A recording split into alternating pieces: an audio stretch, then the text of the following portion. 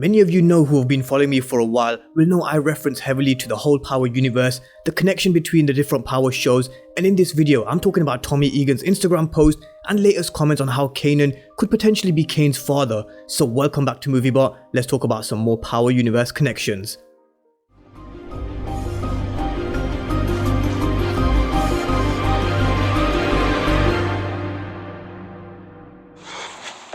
I ain't your motherfucking daddy. You don't deserve to be my son.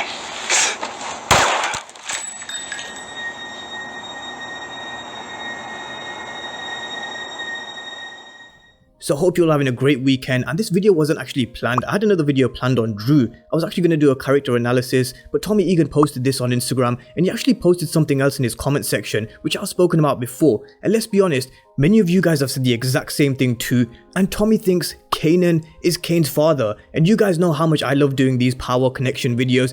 They're probably my favorite videos to do because you guys know how much I love talking about the whole Power universe. I've made reference to this a lot and how they've connected many dots to the original Power series. I'll leave the link to the videos on Shawn and Tariq's link to the original Power series down below, but they're going to continue connecting the dots and many Easter eggs will come as well, and I'll make sure I'll be the first to bring them to you. But if you're new to the channel and you haven't done so already, then remember to smash the subscribe button as well as dropping me a follow on Instagram at ig.moviebot.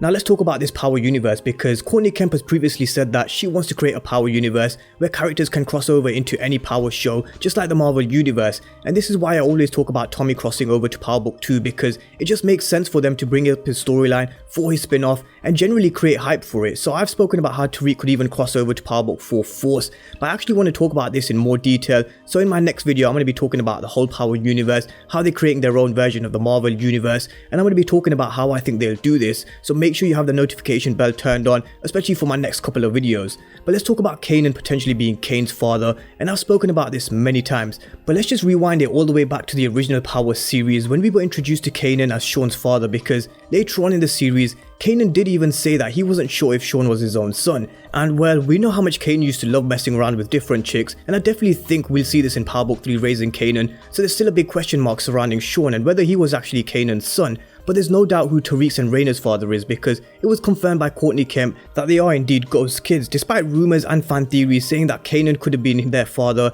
and it all stemmed from a number of moments on the original Power series, from Kanan sending Shawn to kill Ghost, killing Jukebox because she threatened to kill Tariq, and the most interesting one and the most telling one was he actually may have had a relationship with Tasha either before she was with Ghost or when she was with Ghost, because they had a conversation after he got out of prison and he told her that he used to think about her sometimes when he was inside, and if Tasha ever needed anything that she wasn't getting from Ghost, Tasha could ask him. So I definitely think Tasha and Kanan had some sort of relationship at some point in the Power world.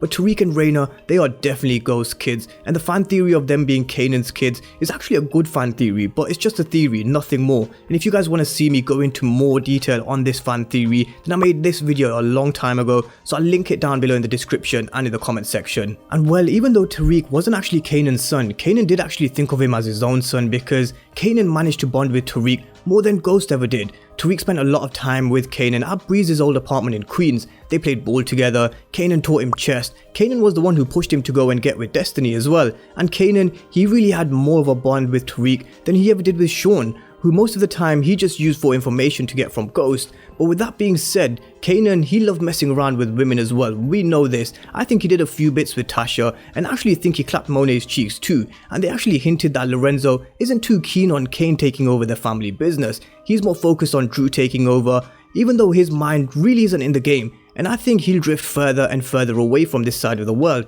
And Kane, he seems like he loves pulling the trigger, it doesn't matter who it is, and he was even ready to blow this Fed's head right off too actually, reminiscent of what Kane did when he went out in a blaze of glory, taking 4 Feds down with him, season 5 episode 8, because I know you guys are going to go back and rewatch this scene. But Kane, he seems to be the same fearless character like Kanan was, and I actually think this is true, and Tommy, he seems to think so as well, because he replied to someone telling him on Instagram, Kanan is his pops, referring to Kane, and Tommy replied, that's what I think too.